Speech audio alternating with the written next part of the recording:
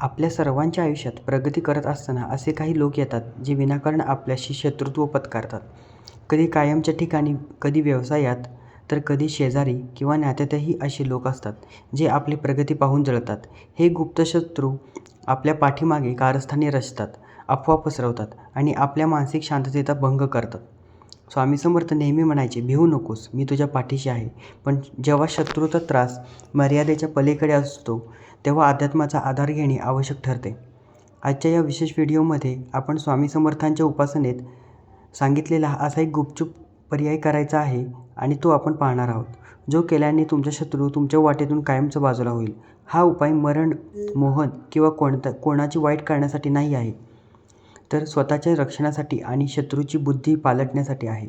हा विधी कोणालाही न सांगता करायचा हे जाणून घेण्यासाठी हा व्हिडिओ शेवटपर्यंत पहा. शत्रू म्हणजे फक्त तलवारीने लढणारा माणूस नसतो. आजच्या काळात मानसिक शत्रू जास्त धोकादायक आहे. तुमची प्रगती पाहून जळणारे लोक तुमच्याभोवती नकारात्मकता लहरी सोडतात आणि आपली दृष्ट किंवा नजर आपण त्याला म्हणतो. तुम्ही किती चांगले वागलात तरीही लोक तुमच्या कामात खोडा घालतात. कधीकधी आपल्या पत्रिकेतील 6वे घर म्हणजे षष्ठम भाव बिघडलेला असतो, त्यामुळे शत्रुपीडा वाढते. स्वामींची सेवा या सर्व नकारात्मक लहरींना परतून लावते. शत्रूला शांत करण्यासाठी मारामारी करण्याची गरज नाही, तर आपली आध्यात्मिक शक्ती वाढवणे गरजेचे आहे. हा विधी अत्यंत प्राचीन आणि प्रभावी मानला जातो. हा विधी शनिवारी किंवा अमावास्येच्या रात्री गपचूप करायचा आहे. तर आपण साहित्य काय घ्यायचं हे बघूयात. 7 अखंड काळे मिळे, थोडी काळी मोहरी, एक लहान मातीची पणती किंवा दिवा, मोहरीचे तेल, स्वामी समर्थांचा अंगारा. रात्री 10च्या नंतर जेव्हा सर्वजण शांत होतील तेव्हा एकांतात बसा. समोर स्वामींचा फोटो ठेवा आणि मोहरीच्या तेलाचा दिवा लावा. उजव्या हाताच्या तळव्यावर 7 काळे मिरे किंवा आणि थोडी मोहरी घ्या. डोळे मिटून शत्रूचे नाव मनात घ्या.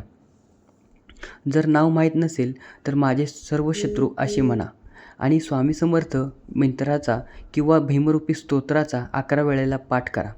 यानंतर त्या मिऱ्यांवर स्वामींचा अंगारा लावा आणि आता हे मिरे आणि मोहरी एका कागदात गुंडाळून तुमच्या घराच्या मुख्य दरवाजाच्या बाहेर नेऊन जाळून टाका किंवा निर्जन ठिकाणी नेऊन टाका. परत येताना मागे वळून पाहू नका आणि कोणाशीही बोलू नका. काळे मिरे हे नकारात्मक शोषून घेतात आणि मोहरी शत्रूची बुद्धी नष्ट होण्यापासून वाचवते. या विधीमुळे शत्रूच्या मनात तुमच्याबद्दल असलेली भीती किंवा द्वेष कमी होतो आणि तो आपोआप शांत होतो. उपाय करण्यासोबतच स्वतःचे संरक्षण कवच तयार करणे महत्त्वाचे आहे. शत्रुपीडा निवारण्यासाठी हनुमान चालीसा आणि भीमरूपी स्तोत्राचा रोज पठण करणे हा सर्वात मोठा उपाय आहे. मारुतीराया हे संकटाचे निवारण करणारे आहेत आणि स्वामी समर्थ हे साक्षात दत्तात्रय स्वरूपी आहेत. रोज संध्याकाळी घरामध्ये तारक मंत्र लावल्याने शत्रूची वाईट नजर घराला लागत नाही. अशक्य ही शक्य करतील स्वामी या वचनामुळे शत्रूचे सर्व वार निष्फळ ठरतात. स्वामीच्या अंगाराचे रोज पाणी पिणे आणि कपाळावर टिळा लावणे यामुळे तुमच्याभोवती सकारात्मकता वलय तयार होतो, जे शत्रूला तुमच्या जवळ येण्यापासून रोखते. अध्यात्म सांगते की जेव्हा आपण शत्रू निवारणाचे उपाय करतो तेव्हा ते अत्यंत गुप्त असावेत. जर शत्रूला समजले की तुम्ही त्याच्यासाठी काही विधी करत आहात तर तो सावध होतो किंवा त्याची नकारात्मकता अधिक वाढते. गुपचूप केलेल्या कार्याची शक्ती 100 पटीने जास्त असते, कारण तिथे तुमचा संकल्प दृढ असतो. स्वामींना भक्ताची एकांतातली आर्त हाक लवकर ऐकू येते. जेव्हा तुम्ही कोणालाही न सांगता ही सेवा करता तेव्हा स्वामी स्वतः तुमच्या रक्षणासाठी ढाल बनून उभे असतात.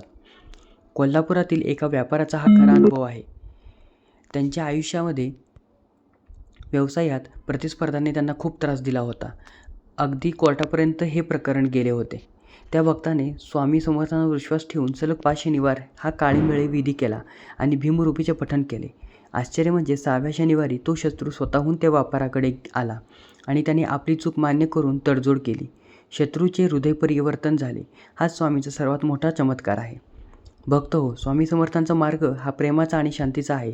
पण जेव्हा कोणी आपल्या धर्माला, कामाला किंवा कुटुंबाला विनाकारण त्रास देते तेव्हा आपले रक्षण करणे हे आपले कर्तव्य आहे.